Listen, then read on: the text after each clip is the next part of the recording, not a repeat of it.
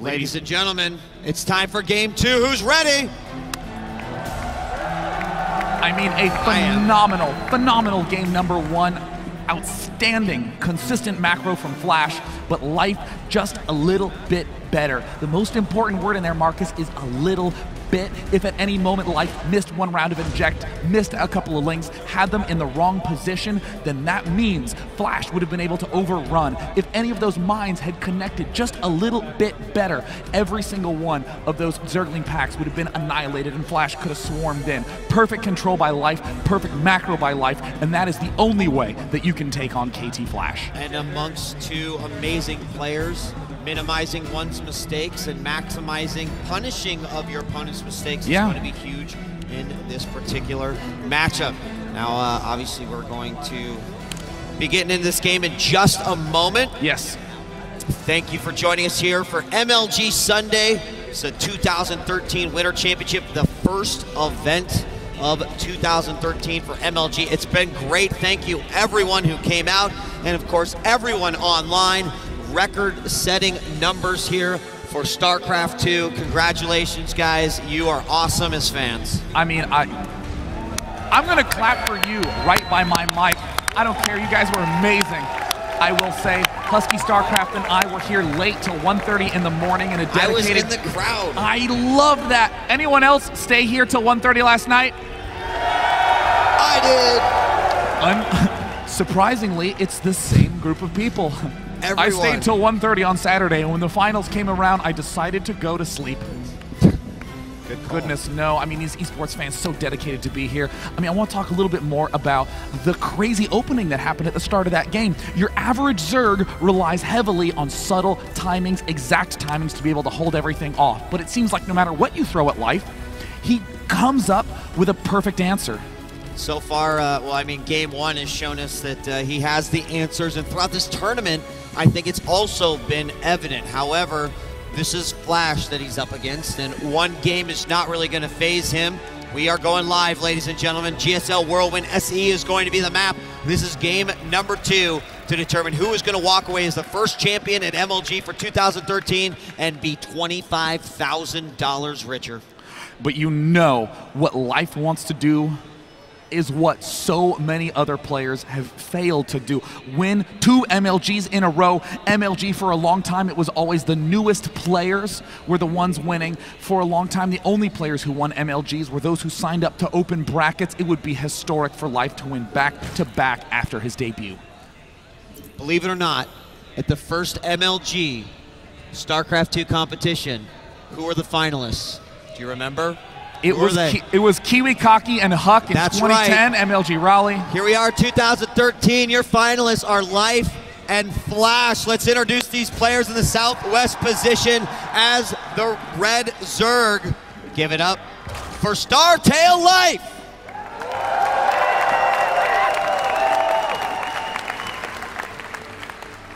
And spawning in the northeast position of his map of choice, Whirlwind SE from KT, the god of Brood War. It is Flash!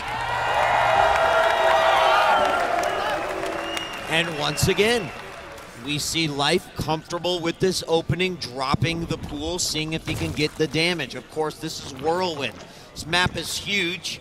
And I have to ask you about this, Sean, because if you look at what transpired in the previous game, we had the situation where Flash, of course, found the natural rather quickly, was able to block with the engineering bay, and then, of course, adjust his build accordingly. But this is Whirlwind.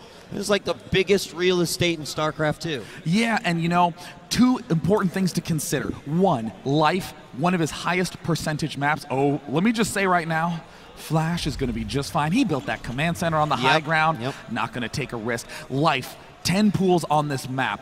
Well over 70% of the time against Terran. One of his absolute highest win rate maps. Flash has to know this, especially considering that Life successfully 10-pooled Flash at the last MLG Dallas just 4 months ago. So now Flash, doing the smart thing, going to go command center first, but build it on his high ground. Life is going to be shut down from invading into the front, and look at this, Flash already accelerating to the refinery. Yeah, he's ready for this, and you know, like you said, Flash, he's not going to let a strategy beat him twice, or at least he's going to be damn good at not letting him beat it twice. But, you know, I mean, off of this, we also saw that Life was able to open with this and recover just fine. It's not anything that's going to put him behind. It's just, hey, can I get this early advantage? If I can't, great. And if not, we'll just get back to business. Yeah, I mean, Life loses a little bit of time on his expansion. Flash is going to lose a little bit of money on this repair action, and the SCV does get picked off. Does the other SCV get picked off? Oh, wow.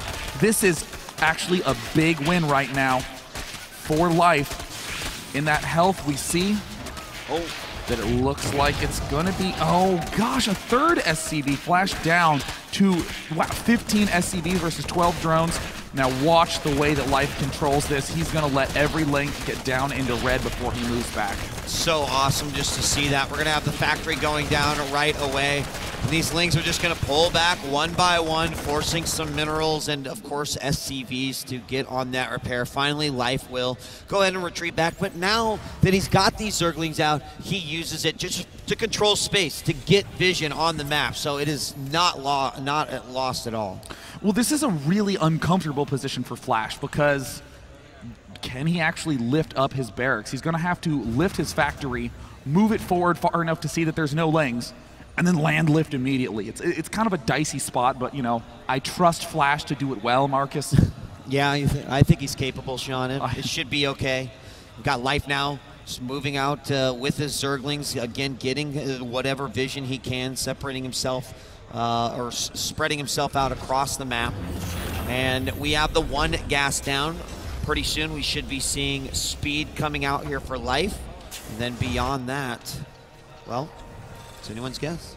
You know, I want to talk a little bit about adjustment and why these two players impress me so much. Flash, how does he adjust? Almost none. And I don't mean he's a robot who just follows a build order and hopes it works. I mean, if he gets 10 pooled and loses because he built the command center first on the low ground, he'll do the same build but construct it on the high ground. He does tiny adjustments of building placement, of positioning, rather than doing anything wildly different. Life, on the other hand, is very good at intuiting correct responses. We've seen him up against this biomine style, against these Reaper Hellion openings. Every other Zerg fell. Life weirdly rushing to layer for Baneling speed. Very, very odd, but absolutely correct given the circumstances. So this is a perfect example of Life gonna be up in this spot, something where he's had a lot of practice, but Flash, I honestly trust more with just general build refinement. Third base for Life has gone down, and now Flash's Hellions are out. There's not, well, there's a queen, 2 queens, and 3 Zerglings.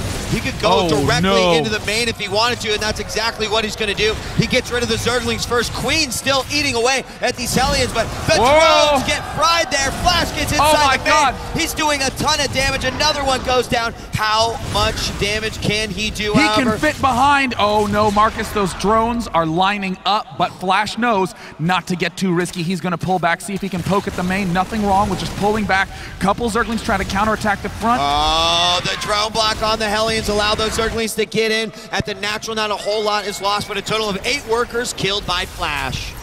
This is a nice spot for Flash, still making additional Hellions. The big goal for Flash right now to get those 1-1 upgrades started as fast as possible for his Marine Marauder, because if he gets a good upgrade lead, he is going to be stepping way far ahead once those intense micro battles begin. In a very rare circumstance, we're seeing that the upgrades are quite far ahead for Flash when compared to Life. Yeah, absolutely. In fact, the Evo Chamber's not yet complete here at the front, trying to build that wall and make it a little bit harder for these Hellions to actually access that natural. We've got 2 more Hellions coming out here, and I have to imagine 2 more racks behind this as well. So, more Lings out on the map, but man, I mean, Life is keeping a very minimal amount of units back at home just in case those Hellions come in, but that's the kind of player he is. He can react and take care of it, no problem. Now, Flash is doing something just very, very scary risky. He has his 3rd command center at the expansion already. He's going to be moving these 6 Hellions up. There's really no vulnerabilities right now for Life. He doesn't even really have any drones at his 3rd base. In fact, his drone count is down to about 50, same as Flash. So it looks like Flash is going to say, you know what, time to just take no risk, bring these home. My goal is not to win with Hellions, it's to win later with Biomine. I just got to stay alive until then. And he's going to do his absolute best. He pulls everything back. He now starts to secure this third base. And as we know, the third base was a huge target in the last matchup, trying to deny Flash that ability to get yet another expansion up. And Zerglings are going to find that, hey, there's something going on over here, and it's probably not just a Terran party. There's most certainly a base. Those Hellions do stop the Zerglings from going in. Quite a few are roasted, but he knows about it, and knowledge is power. Yeah, I mean, the fact is both these players always know how to exploit in the long term. They're not rushing to bust in there and say, oh, maybe the bunker isn't done. Maybe I can rush in and pick it off with these links. No risks really taken by either of these players. Kind of in a contrast to last game, we see the Spire going down as fast as life really possibly can. Before he was delaying. Right. And now he's got it off. Probably a much better time, is in sync with him. His 1-1 upgrade's about to finish right as 2-2 begin for Flash. Of course, with the lair already done, he can Life can resume those almost immediately. Oh, they're going in. Slip right on up into the main base. Can these mines get burrowed in time? You betcha. Flash has that on lockdown. Couple of Zerglings engage these Marines. 1-2 Marines will fall. But you know, Marcus, I want to point something out. Flash is using these supply depots to wall off at his third base, but he's not building extra supply depots. There's a supply depots he needs to build anyways. Now it looks like we're seeing Life have to construct a defense. Spire isn't done yet. No, it's not, and we do see Life trying to separate his army to make sure that he can get some sort of surround on this little force that is moving forward, but his Flash decides, I don't want to attack right there, I want to attack up here at this third, and Life is going to have to rotate his entire army around. The Baneling! It does detonate, but the Hellions take a majority of that damage. And now it looks like a simple surround from the backside. The mines do some nice damage to those Zerglings, but once again, Life is alive and well, but the real danger is that huge pack of Marine Marauder in the middle of the map, heading down. Single Marine for Flash monitoring the third, and it looks like now that the mines are recharging, Flash is moving up to the left Expo again. He's going back in. Mutas are there, and he does manage to take out that Spine Crawler. Should be another big hit on these Zerglings. A gigantic connection. And meanwhile, dropping the main, it's going in. 2 medevacs, fully filled Marine, a single Marauder. Actually, that might be a mine. Yes, it's a Marauder. He's going to go in here. This should do a ton of damage. Here's the reaction, but only a handful of Zerglings coming in for Life. Hero Widow Mine in the north, 23 kills, the drop at the back, Life tumbling in supply. Flash maintains a convincing lead at 160 food. 2-2 upgrades almost down. The pool, Marcus. The pool is at half health. It's at quarter health. He's desperate to save it, and it falls. Oh, right now, all he can really make is Mutas at this point. And we see Life going for ventral sacks as well. He had the idea to go in for drop. Meanwhile, GG! Flash ties it up.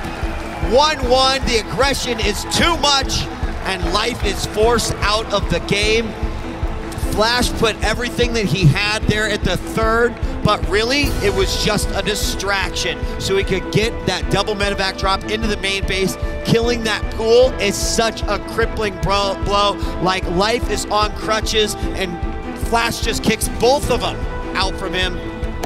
Life has nothing left. You know, it was a funny contrast between last game and this one. Last game, Flash seems to come out all clever, blocking with the engineering bay, walling himself in with the barracks, and delaying his own expansion. This game, Flash said, I have my build order, I'm gonna stick to it. And what did we see? With almost no confrontations, Flash leapt ahead, 40 supply, almost immediately.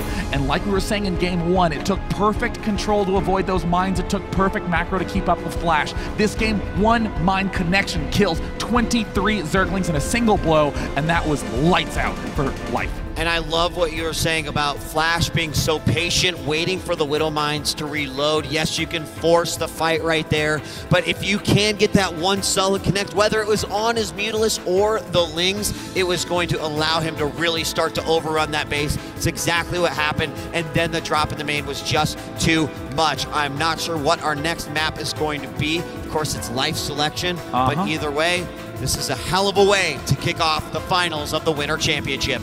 MLG Winter Championship Grand Finals Best of 7 begins 1-1. Stay tuned, because when we come back, we're going to be hopping right into Game 3.